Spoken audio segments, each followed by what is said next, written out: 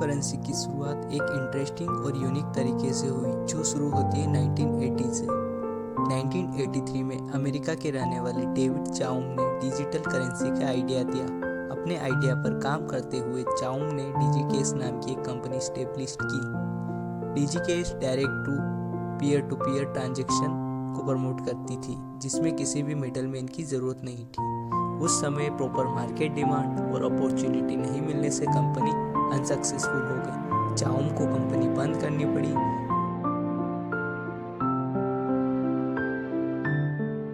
2008 में digital currency की दुनिया में बड़ा बदलाव आया। एक मिस्टीरियस ग्रुप आदमी सतोशी नाकामोटो ने बिटकॉइन का व्हाइट पेपर रिलीज करा। व्हाइट पेपर में डिसेंट्रलाइज्ड डिजिटल करेंसी को इंट्रोड्यूस करा गया था। ये उस करेंसी की बात हो रही थी जिसमें लेन देन के लिए किसी भी बैंक, गवर्नेंस या थर्ड पार्टी की ज़रूरत नहीं थी। उस करेंसी का नाम बिटकॉइन था, जो पहली और सबसे वैल्यूएबल क्रिप्टो करेंसी के रूप में उभरी। जनवरी 2009 में फर्स्ट बिटकॉइन ब्लॉक को माइंट करा गया, जिसे जेनसिस ब्लॉक भी कहते हैं, और बिटकॉइन नेटवर्क ऑफिशियली लॉन्च हुआ। 2010 में पहली बार बिटकॉइन का रियल वर्ल्ड में यूज हुआ। फ्लोरिडा के रहने वाले एक प्रोग्रामर लास जलो हेनियज ने 10,000 बिटकॉइन देकर 2 पिज्ज़ा खरीदे। उस समय ये ट्रांजैक्शन लगभग $1 का था। आज जिस समय मैं वीडियो बना रहा हूँ उस समय इसकी कीमत $964,090,200 है। अगर इंडियन रुपीस में बात करो तो ये नंबर 82,403,353,397 रुपीस में है। इतने बड़े अमाउंट पे उस समय फ्लोरिडा के एक प्रोग्रामर ने सिर्फ 2 पिज्ज़ा खरीदे। इस इवेंट को बिटकॉइन पिज्ज़ा डे से भी जाना जाता है। क्रिप्टो करेंसी सिर्फ एक डिजिटल करेंसी न होकर एक रेवोल्यूशनरी टेक्नोलॉजी है जो फाइनेंस, गवर्नेंस और कई दूसरे सेक्टर में बदलाव ला रही है।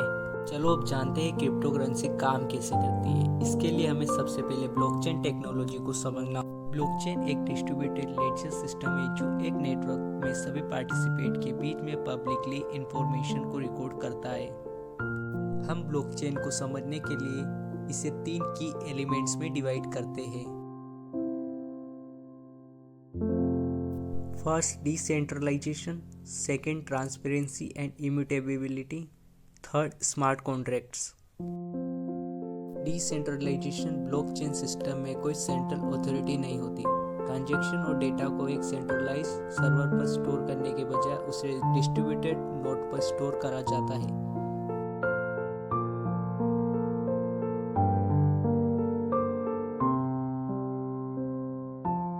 इसे इस प्रकार समझ सकते हैं, किसी बैंक का सर्वर हैक हो जाए तो डेटा लॉस का खतरा होता है, लेकिन ब्लॉकचेन के केस में डेटा कई सारे नोड्स में डिस्ट्रीब्यूटेड किया जाता है। इसी वजह से हैकिंग ऑलमोस्ट इम्पॉसिबल हो जाती है। Transparency and immutability. ब्लॉकचेन में हर ट्रांजैक्शन विजिबल और इम्यूटेबल होता है। लेडजेर में एक बार डेटा ऐड हो जाने के बाद उसे चेंज करना, डिलीट करना लगभग इम्पॉसिबल है। अगर हम एक बिटकॉइन का ट्रांजैक्शन करते हैं तो हमें एक वॉलेट की ज़रूरत होती है। वॉलेट का एक एड्रेस होता है जिसे वॉलेट एड्रेस कहा जाता है। बिटकॉइन ट्रांजैक्शन में सेंडर और रिसीवर के वॉलेट एड्रेस को शो करता है, आइडेंटिटी को नहीं। वॉलेट एक डिजिटल टूल है जो फिजिकल वॉलेट से बिल्कुल अलग है। हम इसे क्रिप्टो करेंसी को सेंड करने, रिसीव करने या होल्ड करने में यूज़ करते हैं। इसे साइन इन करने के लिए पासवर्ड न होकर वॉलेट कीज़ होती है, जो एक बार वॉलेट क्रिएट करने के साथ ही जनरेट होती है। अगर आप गलती से भी वॉलेट कीज़ भूल जाते हो या लॉस्ट कर जाते हो तो आप अपने वॉलेट को हमेशा के लिए खो देते हो। बिटकॉइन की टोटल सप्लाई 21 मिलियन है। नवंबर 2024 तक लगभग 19.5 मिलियन बिटकॉइन को माइन करा जा चुका है। आपको जानकर हैरानी होगी कि 20% बिटकॉइन हमेशा के लिए खो गए क्योंकि उनके ओनर्स अपनी वॉलेट कीज़ भूल गए, जो लगभग 3.9 मिलियन बिटकॉइन थे। थर्ड पॉइंट और आखिरी पॉइंट, स्मार्ट कॉन्ट्रैक्ट्स को भी समझते हैं। स्मार्ट कॉन्ट्रैक्ट्स एक सेल्फ एग्जीक्यूटिंग कोड्स है जो खुद में ऑटोमेटिकली काम करते हैं।